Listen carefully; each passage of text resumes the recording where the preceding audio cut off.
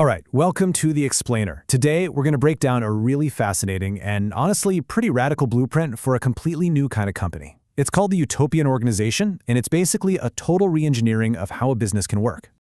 So, let's just jump right in with a question that kind of flips everything we know on its head. What if the number one thing we're all taught to chase, profit, was actually the very last thing you paid attention to? That's the core idea we're going to explore. And this isn't just some business plan, It's a full-on manifesto.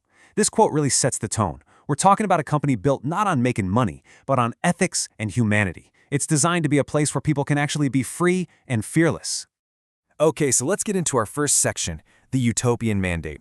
Think of this as the company's moral compass, its ethical North Star.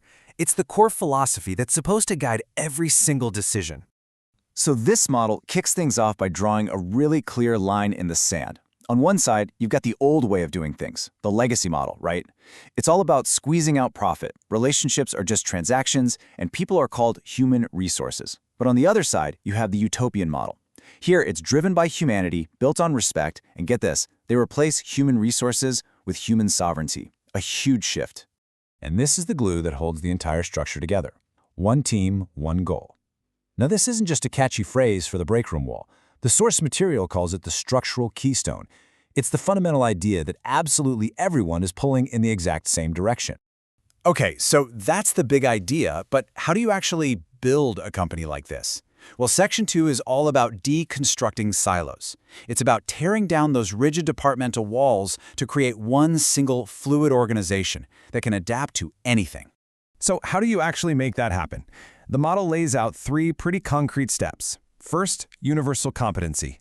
Make sure everyone spends time learning skills from other departments. Second, you assign talent based on what a project needs, not on someone's static job title.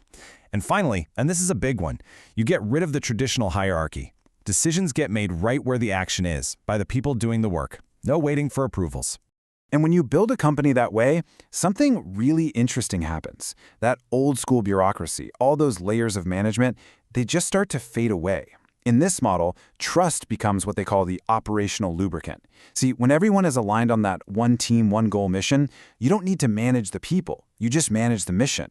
This brings us to what is maybe one of the most powerful concepts in this whole thing, the CEO employee. And this is way more than just a fancy title. It's a whole new way of thinking, designed to completely erase the line between a worker and a manager. So what does that really mean?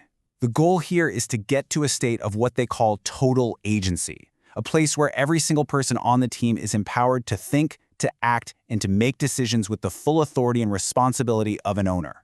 So how in the world do you create a whole company of CEOs? Well, it's built on three core principles that all have to work together. The very first one is a mandate to relentlessly challenge everything. No process is sacred.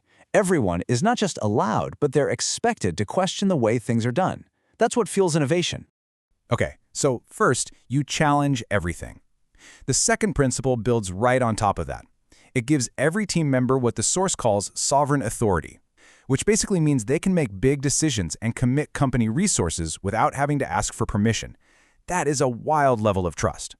And finally, none of that is possible without the third piece of the puzzle, information. This principle says that everyone gets full, unrestricted access to all company data. We're talking financials, strategy docs, performance numbers, the whole shebang. Because you can't have real empowerment without real intelligence.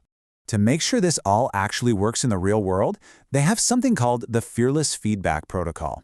It's a system designed to make sure anyone can give direct, honest feedback to anyone else. It doesn't matter who they are or what their title is, and you can do it without any fear of it coming back to bite you. It's all about keeping communication totally open.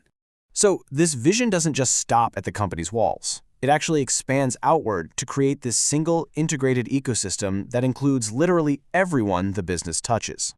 And this table here just lays it all out so clearly. Look at this. Employees aren't just workers. They're owners. Customers aren't just buyers. They're collaborators. Vendors are treated like real partners. And even society itself is seen as the ultimate beneficiary, with profits being reinvested right back into the community. It really is a one big family approach. And that brings us to what might be the most radical part of the entire model, how it handles money. This is where we go back to that very first question we asked about profit and see how it fits into this new world. The core concept here is something called incidental profit. The argument is simple. If you get the really important things right, like taking care of your people and the planet, then profit just happens. It's not the goal you chase, it's the natural byproduct of doing good work in a healthy system. And here's what that hierarchy looks like in practice. At the very top, number 1, is the well-being of people. Second is planetary health. And only then, way down in third place, you see profit. It's not the mission. It's just the fuel that lets the mission keep going. And so, here we are. We've come full circle. We're right back to that central mantra that's the foundation for this entire system. It's that total alignment around one team, one goal that makes all the trust, all the agency, and even that incidental profit possible. It really is the keystone holding it all together. So, after all that, what are we left with? The Utopian Organization model is this incredibly detailed, really compelling vision. It goes against almost everything we think we know about business. And that leaves us with the ultimate question. Is this a practical blueprint for the future of how we work? Or is it a beautiful but ultimately impossible dream?